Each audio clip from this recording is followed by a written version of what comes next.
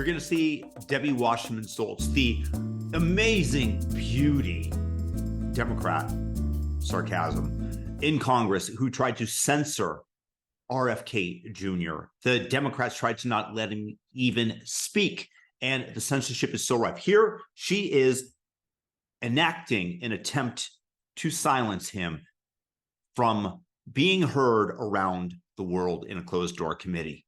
Point of order, pursuant to House Rule 11, Clause 2, which Mr. Kennedy is violative of, I move that we move into executive session because Mr. Kennedy has repeatedly made despicable anti-Semitic and anti-Asian comments as recently as last week. Rule 11, Clause 2 says, whenever it is asserted by a member of the committee that the evidence or testimony at a hearing may tend to defame, degrade, or incriminate any person, or it is asserted by a witness that the evidence or testimony that the witness would give at a hearing may tend to defame, degrade, or incriminate the witness, and it goes on. Mr. Kennedy, among many other things, has said, I know a lot now about bioweapons. We put out hundreds of millions of dollars into ethnically targeted microbes. The Chinese have done the same thing. In fact, COVID-19, there is an argument that it is ethnically targeted. COVID-19 attacks certain races disproportionately.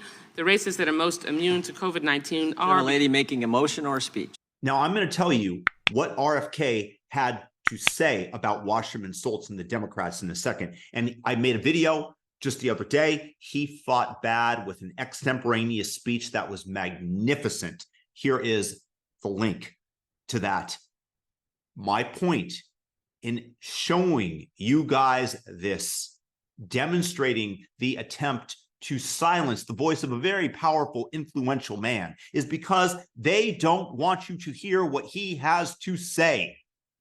It's not because of the reasons that she gave.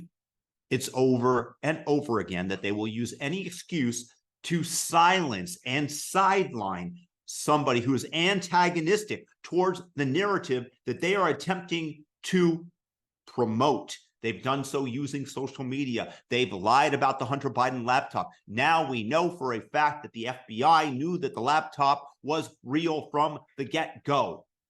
These are lying people. And I just ask you to share this information with your friends, to share videos like this so that they can see and that we can end the stranglehold that the Democrats have over people's minds, because they are in power, because they have the ability to censor the information that goes out there. And this is just one attempt that failed, and it only failed by a 10-8 margin, that they would have otherwise kept the cameras off and not let you heard what RFK had to say, which would have been a travesty for the nation. Now, to RFK and what he had to say about Wasserman Schultz. To Debbie Wasserman Schultz, who led the Pitchfork Brigade by trying to muzzle me with her false accusations of racism and anti-Semitism in 2016, lost her post running the DNC when leaked documents revealed that her DNC staffers were routinely and cynically using anti-Semitism to take down Bernie Sanders. No fan of Bernie Sanders, but you see the hypocrisy of these people, but it doesn't matter because the public doesn't know. Once again, share the video. The DNC under Wasserman Schultz referred to Hispanic outreach as taco bowl engagement.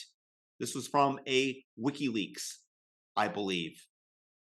Wasserman Schultz has not only refused to condemn the overt anti-Semitic rhetoric of Rashida Tlaib and Ilhan Omar, but she supported Omar's appointment to the Foreign Relations Committee despite Omar's advocacy of a boycott of Israel. Meanwhile, Congressman Hakeem Jeffries, who took to the hustings to viciously condemn Republicans for inviting me to speak, once invited his uncle, Leonard Jeffries, to speak at CUNY, a platform he used to explain that the Jewish community was pro-Nazi. Yeah, you know, all those Jews that are clapping for Hitler, you know, that the 90% of them that exist amongst the community, this is who Hakeem Jeffries invites to speak. Hypocrisy is rampant on the Democratic side. Wasserman Schultz has loyally defended Jeffries against charges of anti-Semitism. Yes, because it's not about reality, it's about what you can convince the public of. I won't be lectured to about anti-Semitism from Democratic lawmakers like Wasserman Schultz, who voted to give Iran 150 billion, while that regime promises a new Holocaust against the Jews.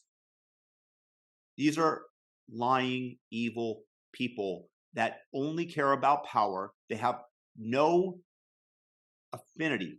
They have no care for truth. The only thing that matters to them is keeping those reins of power and staying in the decision-making seat so that they can garner for themselves and their families the massive sums that make people like Elizabeth Warren, who makes $185,000 a year, worth 70 million, or Nancy Pelosi's who's worth 100 million. This is what they are after. And again, to try to silence RFK in this manner, it's disgusting, and Americans should take note, but we won't, because nobody really follows politics except for you guys, who I advocate that you share this video with your friends so that they understand. Peace out. That's what's going on in Washington. It ain't a pretty place. It's a disgusting cesspool and swamp.